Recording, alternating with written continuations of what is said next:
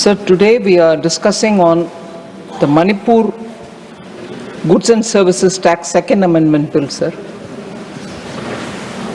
Every time the central government amends the Central Goods and Services Act of 2017, we also need the states to amend their state GST related law. Through the Finance Act 2025, Sections 121 to 134 of the Central Goods and Services Act was amended, and it got enacted in August 2025. The changes have come into effect from October 2025, and that could happen after more than half of the states updated their GST laws. So every time something happens in the center, the states also will have to pass, and once half of them have passed, it comes into effect, and that's how it came. This set of changes to the sections 121 to 134, which was made through the Finance Act of 2025, have come into effect in October because states have all.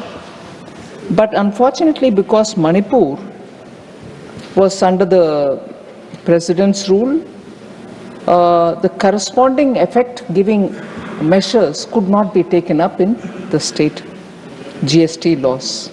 The Assembly was in a suspended mode, and Manipur Goods and Services Act of 2017 was not amended, but it was amended through an ordinance that was promulgated by the central government, and that was done on 7th October, sir. So now this bill is coming to replace that ordinance. And so the changes which have been brought will be made permanent for Manipur's sake. Sir, before I go into the few details which I want to table here, I want to say a word about the opposition leaders, opposition parties. So throughout 24, we saw them shedding crocodile tears about Manipur for everything. Did the Prime Minister visit? Did the Home Minister visit? Did the law and order come to normalcy? Every time about Manipur, they will raise issues, they will voice their grievance, total crocodile tears. I've seen it even earlier, once when we brought in a bill for Manipur's budget, because again it was under the President's rule and the governor was doing it, we had to present a budget for Manipur. Even at that time, they did not participate in the debate. Even at that time, they did not think of Manipur people's welfare, that money should go to them through the budget being passed. They didn't think about it. Even today, when the GST benefits have to go to the state government because they will otherwise not earn the revenue out of it, when we are trying to have an ordinance be converted to be a regular bill and get passed here to become an act, they are not here to participate. So all the grievance that they voiced about Manipur, accusing the Prime Minister, accusing the Home Minister, they're all just drama. I'm ashamed to say this. I'm sorry to say this. विपक्ष के role ये होता है कि आप जिम्मेदाराना रवैया अपनाना चाहिए और जिम्मेदारी के साथ एक जो स्टेट जिसके ऊपर आप इतना बात कर रही हो, उसका बेहतरी के लिए कानून जब पारित होता है, बजट जब पारित होता है, उसमें शामिल होना है, भाग लेना है। मगर ये विपक्ष तो मगरमच्छी का आंसू बह रही है, और जब क्रिटिकल बिल्स आते हैं मणिपुर का भाग जाते हैं। शर्मनाक बात है सर, आई एम सॉरी। मैं आपके सामने ये कहना चाहती हूं कि आज भी वो मणिपुर की चर्चा में भाग नहीं लिया, दुख के मैं कहना चाह रही हूं। Sir, this particular amendment is very important, sir, because it does two things. The very important reform-based steps that we have taken in GST, like track and trace system. Once you do the track and trace system, which is a very big step in administering the GST, you are able to prevent leakages. And therefore, that was one of the things which was passed in the Finance Act of 25. Now we are making it into a bill for Manipur. Similarly, at the time of supply, sir, particularly for vouchers, the rules which were dealing with it are being removed so that it becomes simple, and because issuing a voucher is not actually the supply of goods or service. So this change will bring in ease of doing business, avoid unnecessary disputes on when the tax becomes payable. So that becomes a disputable point. Now that will be removed. There was from the beginning a little ambiguity when we described plant and machinery. We said plant or machinery. The word or led to a lot of confusion. So this time, through the February Finance Act, we have removed the word or and put the word and.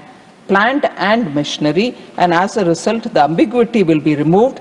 But again, I'd like to confirm here, which is for the good of the people of Manipur, we made plant and machinery, removing plant or machinery, removing or. It's not going to be affected only from today. It will be affected from 1st July 2017, when the GST was originally for the first time brought to play.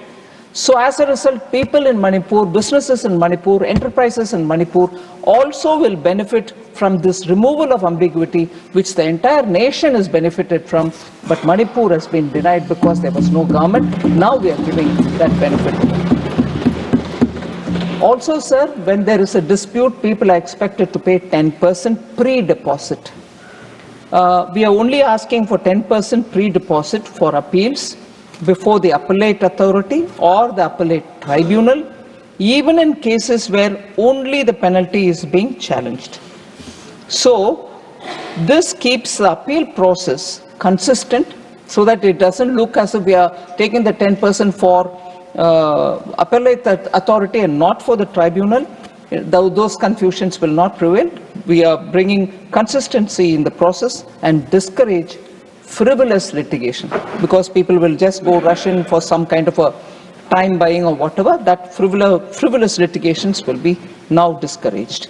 And lastly, sir, when goods are kept in a special economic zone or a free trade warehousing zone and are sold before being taken out of the zone itself, such transactions will now be treated as neither a supply of good or a supply of services, providing again the much needed clarity and avoiding unintended consequences. So even before, if it is removed from the SEZ or the special economic warehousing zone, if the sale happens, we'll treat it as non-sale, in the sense we'll treat it as neither a supply of goods or a supply of services, so there won't be any confusion. So these above amendments have been carried out in the Central GST Act, but again, as I said earlier, sir, it hadn't happened during the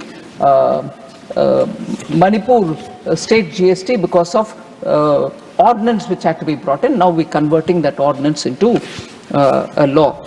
So there are one or two points of clarification which some members spoke about, which I'll very quickly finish. In fact, there were 13 of them who spoke, and some of them did raise some issues.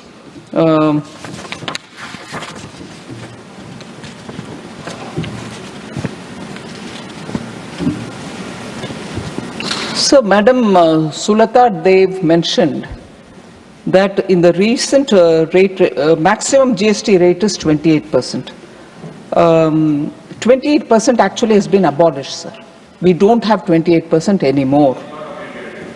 So it has not been, it's not there anymore, it has been abolished. And items which were in 28% either moved to 18, or if they were sin goods, they moved to 40. So there is no more 28%. And when we say sin goods, we say demerit goods, such as tobacco products, have all gone to 40. So that is one thing, sir. Essentials, Madam Sulata, they've mentioned essentials like milk, food, toothpaste, handicrafts are subject to GST.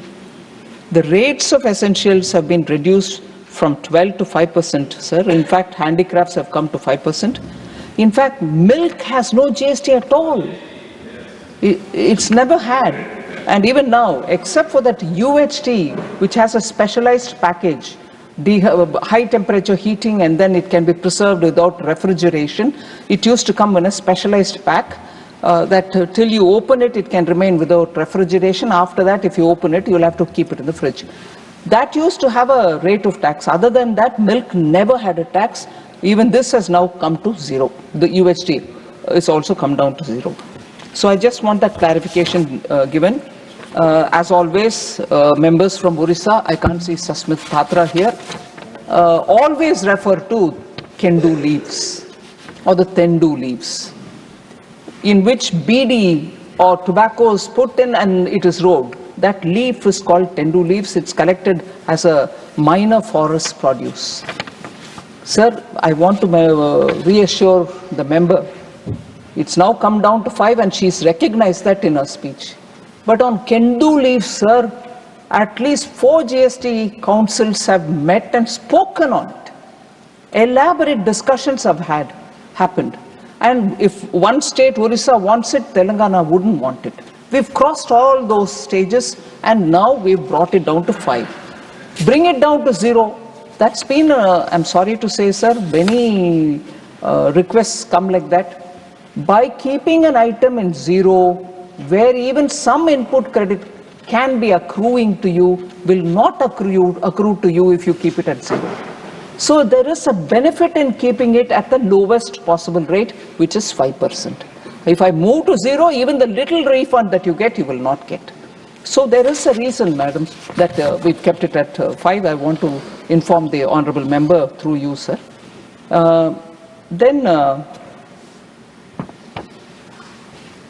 Shri Ayodhya Ramireddy ji spoke about inverted duty structure, sir. I'm happy to say as much work happened on rate rationalization, bringing rates down, making 4 rates into 2 only, not having 4. Equal amount of work went into correcting inverted duty structure.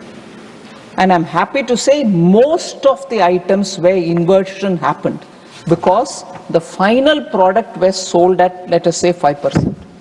The inputs were being bought at 12%, which is no more there, but 12%.